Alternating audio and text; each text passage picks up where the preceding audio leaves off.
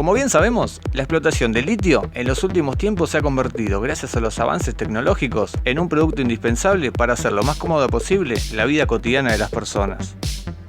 ¿Pero por qué? El preciado mineral en la industria tecnológica es usado como materia prima para la fabricación de baterías de celulares, computadoras portátiles y autos eléctricos. El otro negocio del litio está a cargo de las empresas farmacéuticas. El litio es aplicado en tratamientos de bipolaridad, esquizofrenia y depresión. Ahora, teniendo una pequeña base de los usos que se pueden dar con el litio, entendemos por qué el mercado parece estar más en auge que nunca, más aún en tiempos de cuarentena. A diferencia con los otros metales y sus commodities, el litio es un mercado joven con pocos actores y bastante familiares para los tiempos que transcurren. Una de las personas que ha incursionado en el prometedor negocio del litio en Argentina es nuestro amigo Bill. La pregunta que nos viene a la mente es, ¿por qué en Argentina? Argentina, como sus hermanos chilenos y bolivianos, comparten el llamado Triángulo del Litio.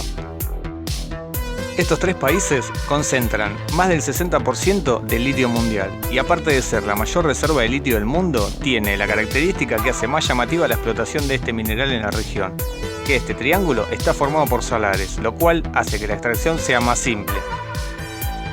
De los tres países, el mayor propietario de tierras de litio es Bolivia. Posee en el Salar de Uyuni 21 millones de toneladas métricas de litio. Le sigue Argentina con 19 millones de toneladas y luego Chile con 9 millones. Si lo comparamos con los 6.8 millones de toneladas que posee Estados Unidos, Australia con 6.3 y China 4.5, entendemos por qué es tan preciado el territorio sudamericano para las empresas que buscan explotar el litio en esta región. Pero a diferencia de Argentina y Chile, Bolivia es increíblemente el que menos explota sus recursos. Venimos escuchando a lo largo de la última década que el país va camino a convertirse en la capital mundial del litio. Bolivia va a poner el precio para todo el mundo, dijo Evo Morales hace un par de años cuando anunció una vez más que la era de la industrialización de ese metal se iniciaba en su país. Cuando terminemos la industrialización del litio, Bolivia va a poner precio del litio para todo el mundo.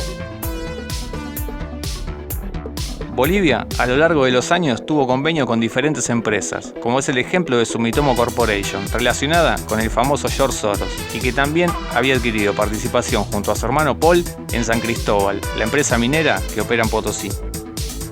Japón, Francia, Australia, China y Alemania son algunos de los países que han desfilado por la mesa chica del gobierno boliviano con intenciones de incursionar en la extracción del preciado litio.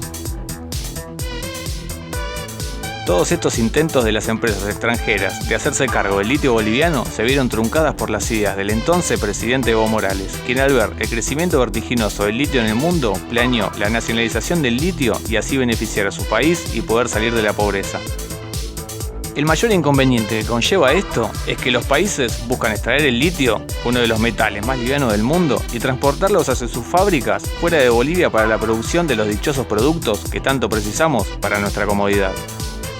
Si bien la intención planeada por Bolivia de nacionalizar el litio es buena, si no fuera por los siguientes inconvenientes. Primero, la falta de experiencia para hacerse cargo de la extracción del litio del salar. El litio se extrae de la salmuera, pero separarlo de otros elementos presentes en las sales sigue siendo un desafío para todo el mundo.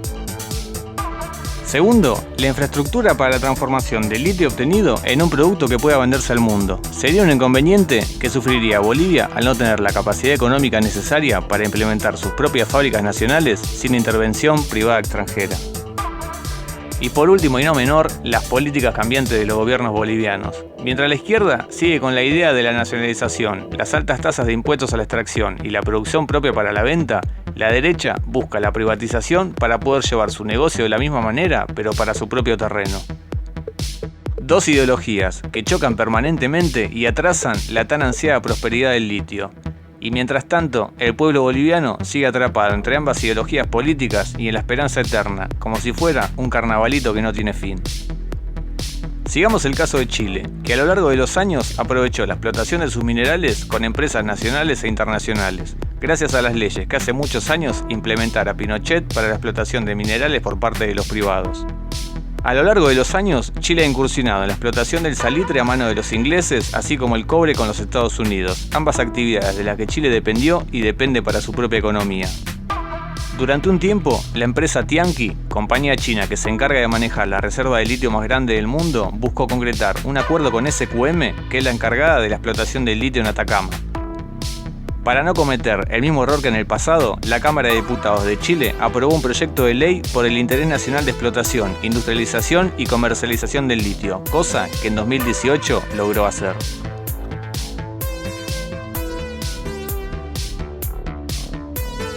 Tenemos experiencias de aciertos y errores en nuestra historia de oportunidades y desarrollo, y ahora podemos hacer que esa experiencia se traduzca en un trabajo bien hecho y oportuno.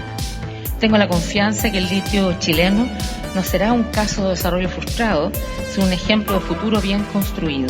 Tianqi terminó adquiriendo el 24% de SQM por algo más de 4.000 millones de dólares y con esto logró controlar el 70% de la producción mundial de litio.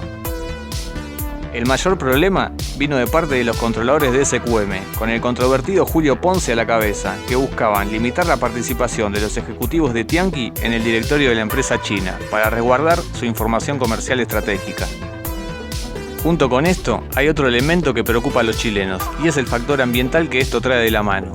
Si bien SQM cuentan con los permisos ambientales para operar en el Salar de Atacama, el aumento de la producción podría ser un problema a largo plazo. Y así es como Bill Gates entra en la sofisticada y apretada carrera del litio.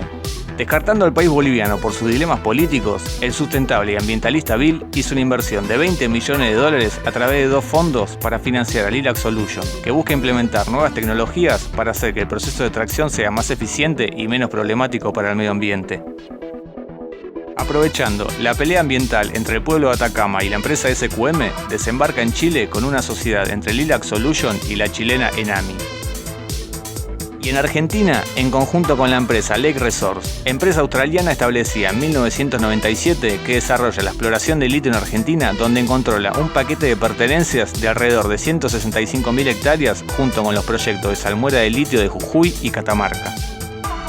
Según el director de Lake Resource, debido a los sucesos con la empresa SQM y los locales de Atacama, dijo: Lake quería encontrar una mejor manera y estudió más de 10 nuevos procesos de extracción directa para encontrar uno que fuera más eficiente y utilizara menos agua, lo que sería mejor para el medio ambiente, y así encontramos a Lilac.